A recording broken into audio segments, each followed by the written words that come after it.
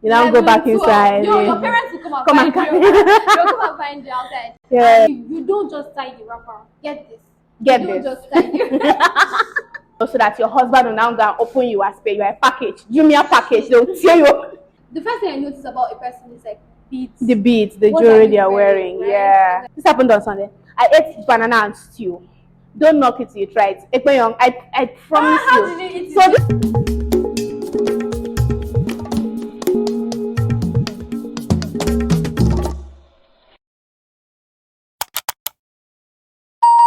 Hi guys, welcome back to another episode of Nkwa.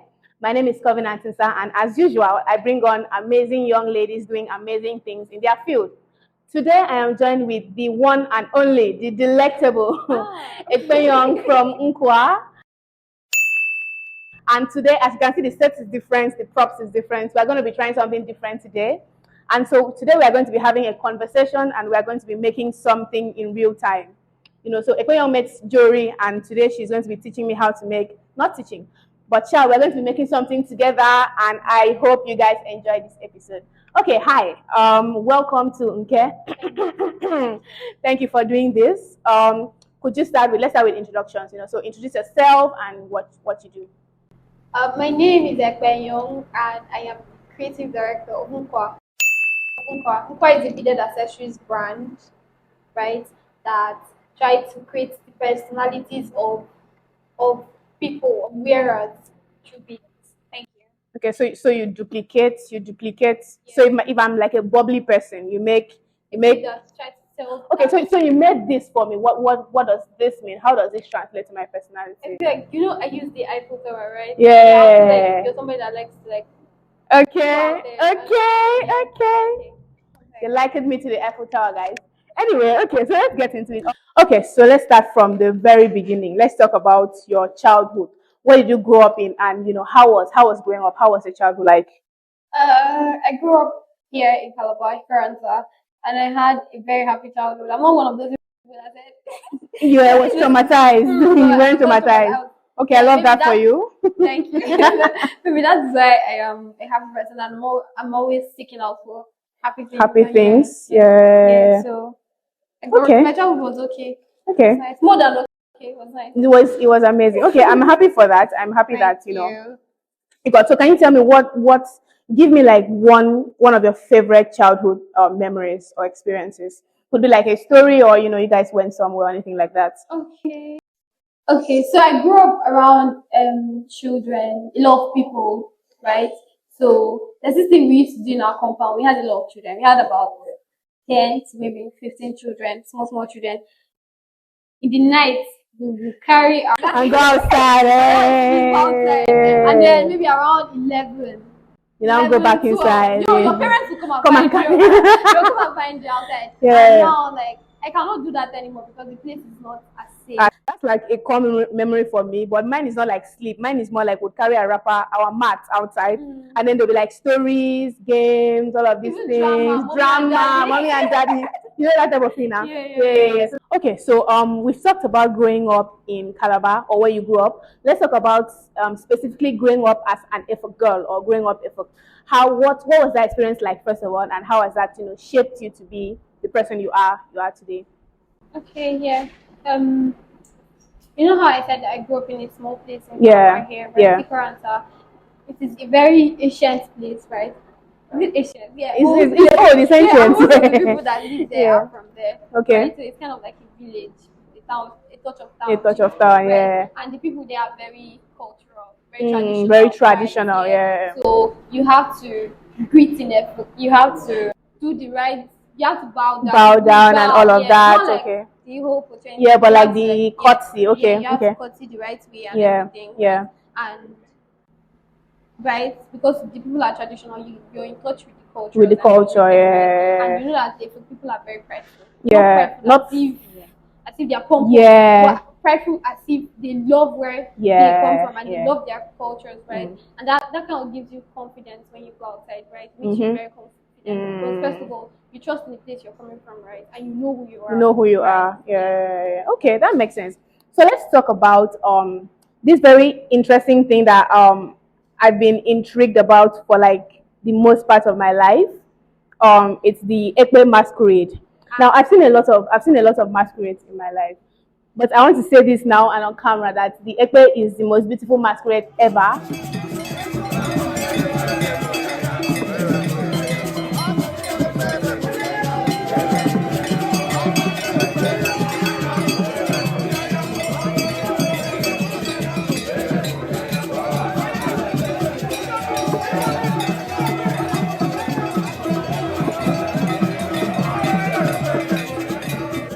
Argue with the spirits of your ancestors. Anyway, so let's talk about the Ekpe. How do you feel about Ekpe? Just walk me through your thoughts on the Ekpe as like part of the F culture. When you say Ekpe, I mean the Ekpe masquerade. Is there another thing? I don't know, man. School me. No.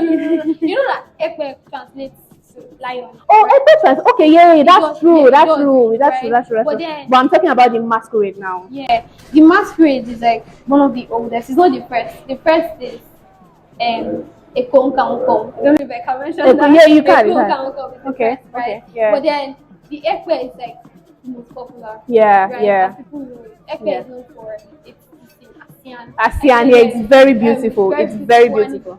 It likes to, I'm looking for the word for it.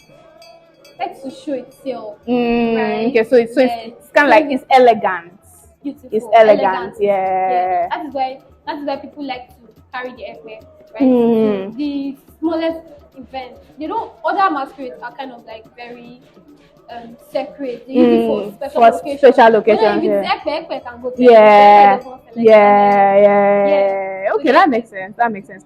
So I'm going to try to be as curious but as not curious because camera. But anyway, I want to know what's the process behind the Ekpe? Is there a process? Can I just go and carry the costume and put on my head and pass? Or is there like a process behind it? Okay. I don't know everything because I am a girl or I'm a woman. I have some restrictions. Oh, there's that thing as well. Really? Okay. Okay. But things I'm on the inside. Yeah, on the inside. Right. I know that you have to learn this because the Ekpe does not talk. Right? When you're masked, right? You have to use the SBD. And I know how people say the SBD is gone, the best thing. Yeah. We use the SBD everywhere, every time. Yeah. Right? So you have to learn the SBD because the chiefs are going to communicate with you in SBD. Yeah. So if you know the SBD, okay, you have like passed. Because that is the language of the Ekpe. Okay. And then you know how to do the dance. The dance, yeah. Okay. So the dance is something you learn. Yeah, you learn. You have to like watch other people. Okay, that makes sense. And you have to be part of age group, but we call it Nkwa. You have to be part of your age group, and there are some initiations that I cannot tell you about because I'm a woman and I do not know. And you do not know. Okay. Side eye, but okay. So let's talk about Nkwa. I know that you are part of one, and I love you guys. It's not Ashwebi is Yoruba. Ekoko Didem. Onyonyo. Yeah. I love you guys. It's Onyonyo. I know that you're part of one. So what essentially is Nkwa? What does it mean? What does it stand for? What do you guys do? Okay, Nkwa is like age group. Okay. Right? It's the cultural age group in Efrem, right? And you join because you cannot. Therefore, people are heavy on respect, right? So you can just mingle with the people around your age bracket, right? So that is why the Nkwa is formed, right? So that somebody else does not. Everybody knows where they are. And they are doing everything to promote the culture. But then you have this in your own group. That's why the Nkwa is created so that you can enjoy your culture. In your own group. But then you have to do in your own group. That makes sense. Okay, that's beautiful. Yeah. So the Nkwa, what do you have to do to like be part of this? Is there fees? Is there? Okay. First you have to be that age. Oh, there's an age bracket. Yes. You have to be circling back to that. People you want to join with, yeah. And you also have to when I wanted to join, I had to give them a bottle of hot drink. Okay. And okay. I know the folks are big on hot drink. I want to know why though, because I know that almost everything you have to bring Drinking. schnapps, hot drink, all of that. But anyway, Lord continue. Lords, lords. They're big on lords. Like, it's that. I said respect ancestors. ancestors. There's this thing you do where they greet with the drink. Yes, right? yes, yes. You So cannot they pour it. You cannot use exotic. You can't use You have to use exotic. something stronger. Oh, so like That's to what reach, I know. I'm telling so like you to what I reach know. the ancestors. The ancestors cannot drink exotic. Damn, the ancestors are old. Anyway, yeah. So Right, you so give, maybe you give, yeah, you have give, to use yeah. hot drink, and then you have to pay for your. We use the same uniform. Uniform, right? yeah. So you have to pay for your uniform. Your uniform, okay, And okay. that's it. Oh, It's that's just it. the drink Okay. and, yeah. Okay. So where does the Inca function? Is it like, do you guys have like annual meetings, or how does that work? It depends on. It's not for everybody. Not fixed for everybody. Right? But you have to meet time to time. And then the people that are in the Inca, if they have occasion. For example, go for them. I want to like by blow now and I say I want to do. We should blow. I think she has not already blow, but no problem, no problem. But like if I want to do anything, Yeah, right? yeah. My Inca can come. Even if I don't invite them, They will just show up. Oh, that's but beautiful. they That's will- beautiful. will They'll just show up for you. right? Or somebody's marriage. Yeah. Sometimes when someone wants to get their chieftaincy Title, yeah. they invite the Incas, right? Yeah, stuff like that. Okay, that makes sense. That's beautiful. So essentially, Inca is like a community, but like culture infused. So it's around culture. That's amazing. Okay, so let's talk about some of the things, the parts of the Efik culture that you really like, and the parts of the Efik culture that you don't like. So let's start from the parts that you like. What part of the culture? So you're going to say your own, I'll say my own. Okay. Yeah. Okay. Yeah. Let me see. I like our food. Same. I cannot eat. Same. I cannot eat Yo, all those same. food. I like our Same. food. Okay. I Yeah. like our Food. Okay. Yeah. Okay. Let me say one. I like our dress, our cultural attires. So I absolutely love the onyonyo. I don't know how to describe, but it looks regal. It looks like, oh my God, this to get. It's so regal. Like I remember, I once went to like my school's cultural day. People were like, oh my God, I love your dress. I'm like, yes, you love it. How can't you love it? Anyway, so I love the and not just the onyonyo. What the men wear as well. I don't know how that's called. I forgot. Mbemtie. Yeah, I love the mbemtie as well. It's where they tie the wrapper. And there's the way you don't just tie the wrapper. Get this. Get you this. Don't just tie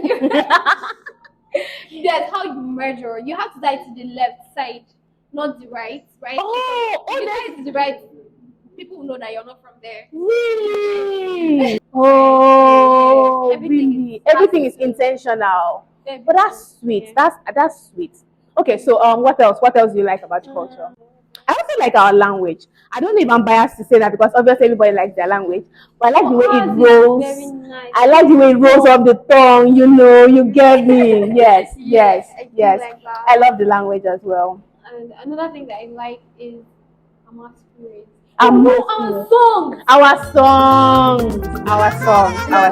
love our songs. Yeah. And they're like deep. They're not just like surface level songs. They have like meaning. Everyone wants to get into it. Okay. Well, I love our weddings. I love a good Efik wedding, guys. Before you die, just manage, try, attend one Efik wedding. You will not regret it. The whole thing where people have to like pay, we don't pay a lot in quotes. I mean, you give stuff, you buy things, but like the money is not a lot. And I think the reason behind that is that we believe that we don't sell our daughters. Yeah, we don't sell our daughters. We will give you to go and take good care of. So if you don't take good care of us, don't take good care of us. You are going back to our daddy's house. We don't fear you. Yeah. Anyway, so that, and then finally, I love like she said, I love the masquerade, the Ekpe. Like I'm not obsessed. I'm not obsessed. Sure.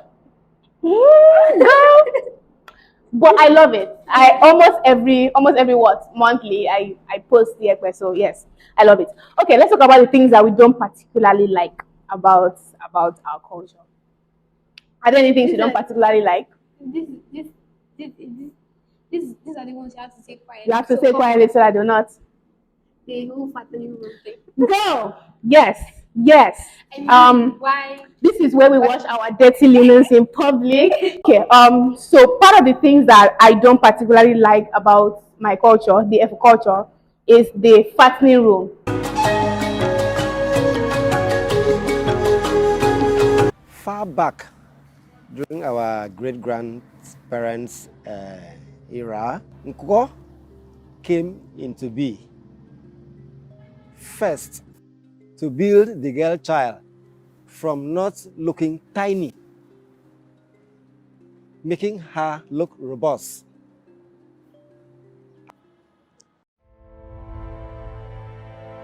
The Nkwa is known as the fattening room or the coming of age ceremony. It is one of the most popular and impressive cultures amongst the Efik people of the Cross River State. It is an ancient custom of three-stage rite of passage for the girl child. So essentially, it's supposed to be a rite of passage or preparation for marriage, where you are fattened and you are ready for your husband. And in some forms, in some extreme forms, the woman is being circumcised. So as you all know, obviously I don't have to say it, female circumcision is bad. It's dangerous for women's health, for women's physical health, mental health, reproductive health, all of that good stuff is bad. Yeah. So essentially, part of the in female circumcision, part of the labia majora, sometimes labia minora, is being cut off, scraped off. Sometimes it's being sewn. The vulva is sewn together, sewn short. So that your husband will now go and open you as per your package, Jumia package. They'll tear you open. They'll tear you open. So yeah, that used to happen. Now it's significantly reduced because of education, enlightenment, all of that. But that's one thing I don't like about the Efik culture. Okay, so let's get to the crux of the matter. Let's talk about Nkwa. Why Nkwa? Why did you decide to start doing beaded jewelry? Beads. Nkwa translates to. Yeah, Nkwa translates to beads. Yeah. Nkwa translates to beads. Yeah. Right. So, I feel like people say that there's this thing I read somewhere that beads are the colors of your beads are visual dialects, right? Right. And people can tell stories in different ways, right? And this is the way that I chose to like. Well, that's very interesting. So you choose to do Nkwa because you want to tell a story. Yeah, you. Well, that's amazing. About the wearer. Yeah. Where they are from or the kind of person they are. You can tell. You can. The first thing I notice about a person is like beads. The beads, the jewelry they are wearing. Right? Yeah. Like, yeah. This is the person, they are. Yeah. Tell, right? And I felt like sometimes you don't have to like the things around your neck can't tell your story. Because you don't even have to like be there to say it. Right? Yeah. So this is where I come for gist. I want gossip. Yeah. Give me a crazy client story, please. My dear. Anonymous. Let's not mention names. Let's not mention names. So when I started out, right? Yeah. I was trying to learn the whole thing. Small business, people that handle small business, you learn on the business. Yeah, you learn. Yeah, right? Definitely. You just up and you're like, this thing I can do this thing. So let's just do it exactly. Yeah. Right? But so you don't know a lot of things, and you have to learn on the way.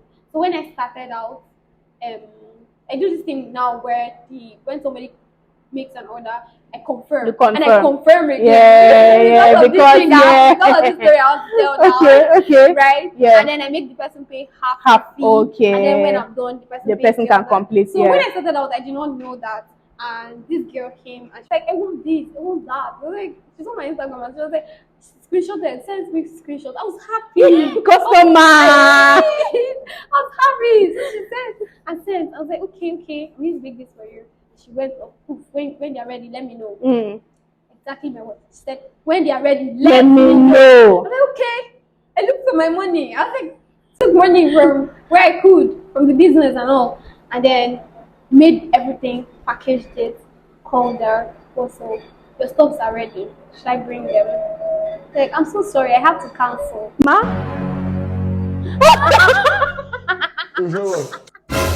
I have waist beads, I have neck pieces, I have rings. And she ordered a full set. Oh my god! What will I do with them?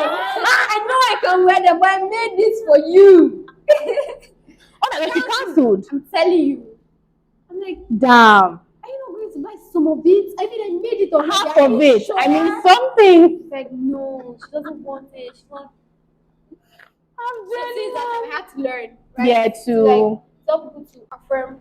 Yeah. And then get them to pay half. And then, yeah. So, Okay, so the lesson you learned from that is always get people to get confirm. half the price first. I'm going for Get there. I'm going for Okay, so I think this is something that we've talked about previously, with like my story and all of that. But let's talk about beaded jewelry and in the African context. So waist beads, anklets, necklaces, rings, all of that. So for me, let me start with this. So for me, I've known that waist beads are like a part of the Efik tradition for a while. So the first time I wore a waist bead was actually my mom. So she used this as like, in quotes, a measurement for like if my waist is growing. So she'll buy me a waist bead, and then once it's tight, she's like, "Oh, your waist is growing. It's time to change it." Essentially.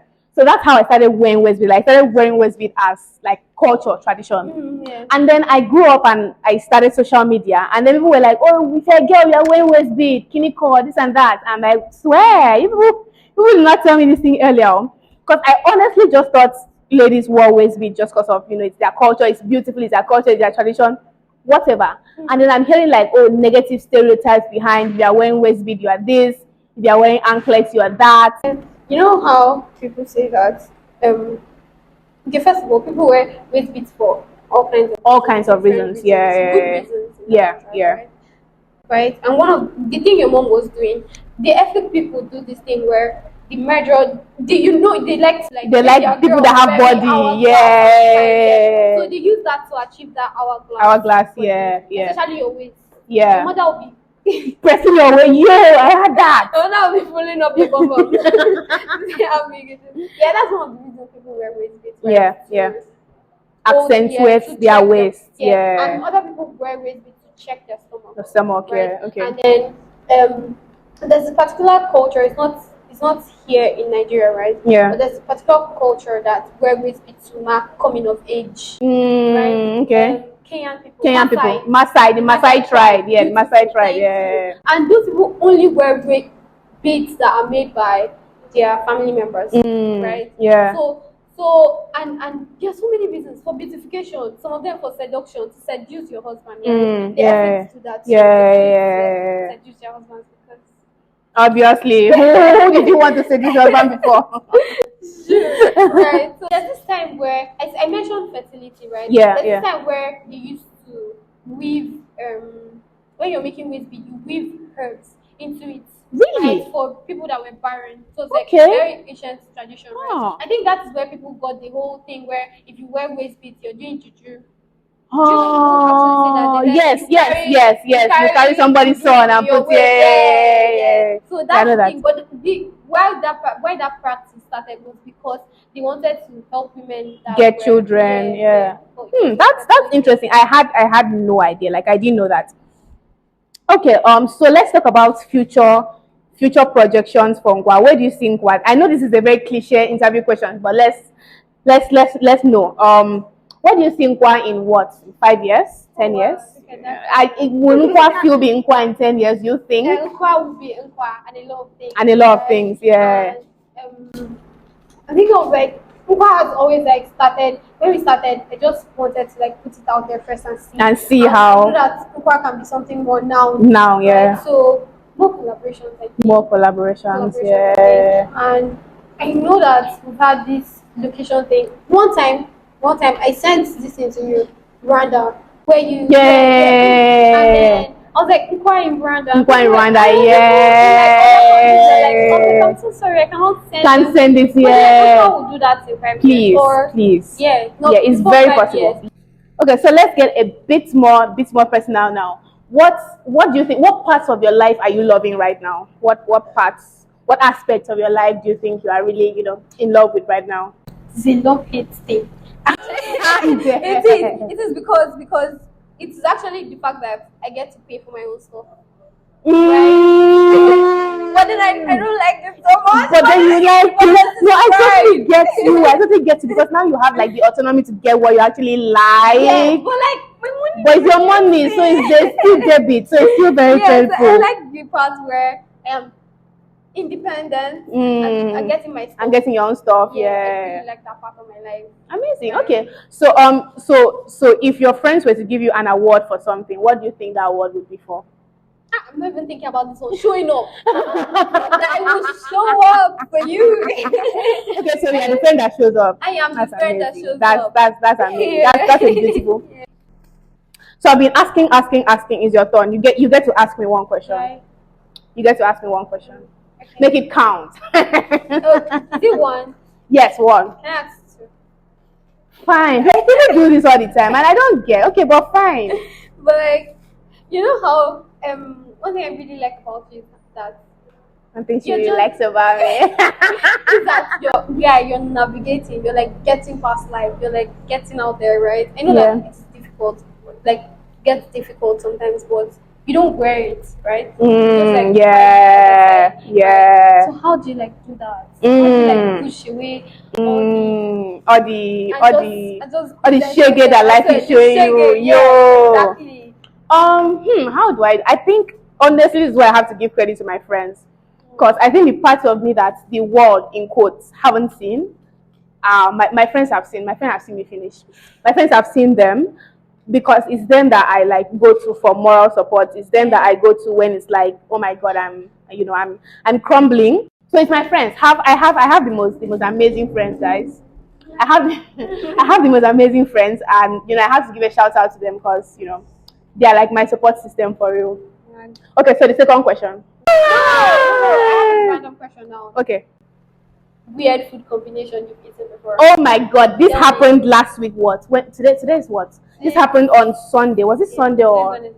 This happened on Sunday. I ate banana and stew. Don't knock it till you try it. Ekpenyong, I promise how you. did you eat it? So this is what happened. I went to Marina. Somebody brought banana, and I ate banana, but the person did not bring granuts. So like the banana remained, and then there was like chips and stew. So I finished the chips, but the stew remained. Now get it now. There's banana remaining, there's stew remaining. How do we do this thing? So I'm like, okay, let's try. Let's at least try. So I dipped the banana. It's not, guys. I promise you, it's very nice. So it's as if you're eating like, I don't know, plantain and stew, ripe plantain and stew, or ripe plantain. Banana is like has this sweetness. See, banana and stew is nice. Guys, try. I'm not weird. Did you cut it inside? I did not cut it. I just dipped. as you dip like potato inside stew. So I just dipped it. It was nice. It was. You guys should try it. You guys should try it. Okay. So before you leave, let's drop one hot take for us or controversial opinion for us. So I don't have one thing. You don't have hot takes. Oh, no. I have a lot. I have a lot. For example, I think that I think that people drink beer out of peer pressure. Nobody actually really likes beer. People just drink it because your peers, your mates are drinking and you think it's cool. It's not cool. That thing is not sweet. Yeah, that's my hot take. Okay. Since we're talking about beers, I don't know. I'm trying to say. But I know I really hate yam, and I don't think people should eat yam. Ma? I don't know. Okay, with that said, we have come to this episode, to the end of this episode, because I don't want to be fighting somebody on my YouTube channel. What is this? How can you say you don't like yam? I don't like yam. Why are you eating yam? It's suffering. Yam is what plantain thinks it is. Yam is what plantain thinks it is. I promise you. No. Anyway, we've come to the end of today's episode of Nkwa. Did you enjoy it? If you did, please leave a comment below and let us know. Rate this episode on a scale of 1 to 10. What do you think about the guests? What do you think about the set? All of that. And I am going to see you in the next episode. By the way, see what we made, guys. I mean, we're not done, but like We're not done, but like this is going home with me. potential. This is mine now. Yeah, it's yours. And yeah, I think I should start like a jewelry, a beaded brand. That one. Bye guys. See you in the next Bye, episode. guys.